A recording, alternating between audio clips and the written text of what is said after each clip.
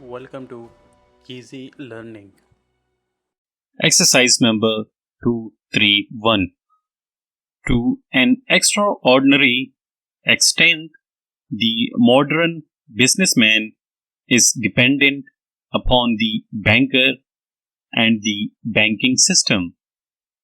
One enthusiastic writer, proud of the dominating influence exercised by the banks, insists that the cessation, even for a day or two, of the bankers' activities would certainly cause a complete paralysis of the economic life of the nation.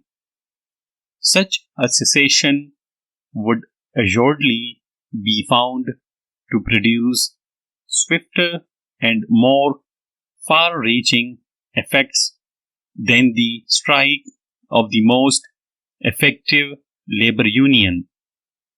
The merchant works by means of the credit facilities he enjoys, and he would have no facilities either to collect or to pay his accounts. Unable to discount the bills he held, unable to cash the checks paid to him, he could not meet the obligations constantly falling due and must eventually become bankrupt.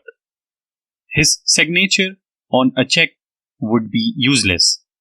The manufacturer, making for a market distant in time and place, depends upon the support of the banks, and that support failing, he must cease work, no matter how sincerely he might desire to carry on.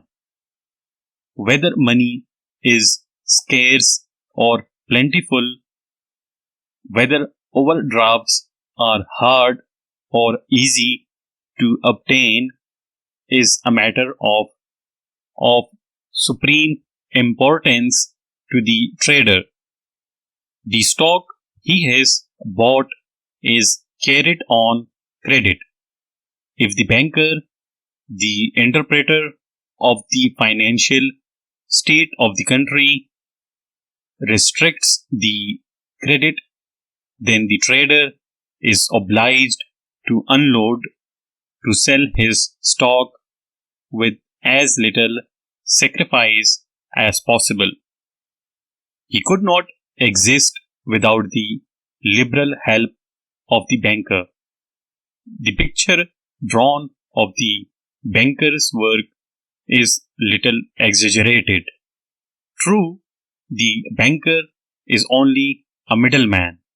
He connects the people who save with the people who are able to employ savings in the creation of wealth.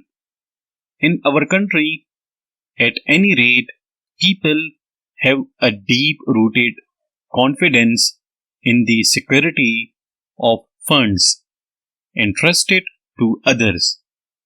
They are willing to deposit with bankers and content themselves with moderate interest upon their deposits. The rate of interest being precisely ascertainable at any time. Unwilling or unable to use their accumulated savings themselves, they provide the means whereby the banker meets the needs of those that work and trade on borrowed capital. This is absolutely certain. There is no room for skepticism on the matter. Our people, says Backhot, are bolder in dealing with their money than any continental nation. Full stop.